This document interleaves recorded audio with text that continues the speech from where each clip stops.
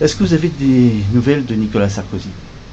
Ah bah écoutez, je ne fais pas partie des proches de Nicolas Sarkozy, donc je n'ai pas de nouvelles. Je sais que lui-même a pu téléphoner à ses anciens ministres.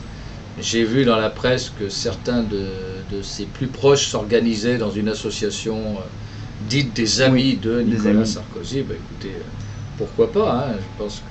Je pense qu'il faut laisser le président sortant vivre sa vie et que la droite se rebâtisse.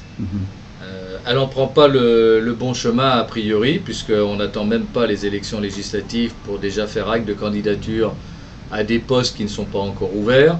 Je trouve ça assez pitoyable, qui démobilise nos électeurs et qui vont faire tomber nos candidats. Donc c'est une attitude que je condamne et qui est irresponsable. C'est un peu suicidaire, non? Oui, totalement suicidaire, mais c'est classique de toute majorité qui a perdu le pouvoir, et les socialistes l'ont vécu à une certaine époque, et nous allons faire notre traversée du désert pour plus longtemps qu'il n'y paraît, si nous laissons faire tout et n'importe quoi.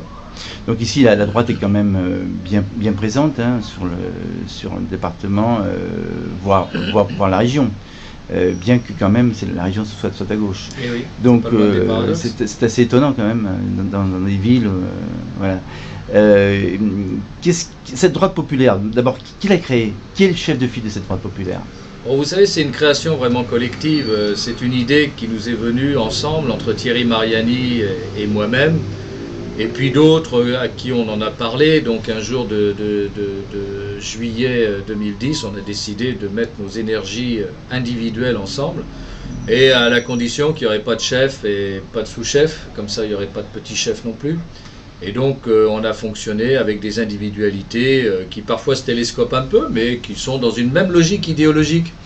Parce que généralement à droite, on ne crée des courants qu'à travers un chef, un leader qui veut une place.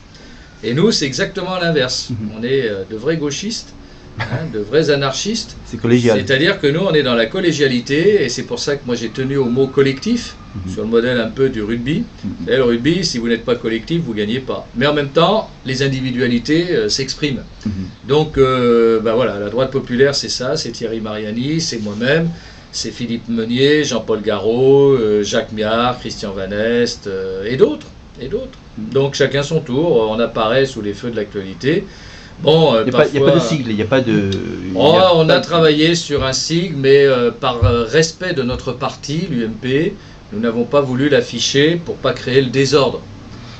Voilà, ce que d'autres ne se privent pas de faire d'ailleurs, sur le plan individuel. Nous avons respecté l'unité de notre mouvement, mais je pense qu'après les élections, nous nous afficherons très clairement vis-à-vis de nos concitoyens, mais au sein de l'UMP, nous ne sommes pas un mouvement sécessionniste, ou alors il faudrait vraiment qu'on nous fiche dehors, quoi.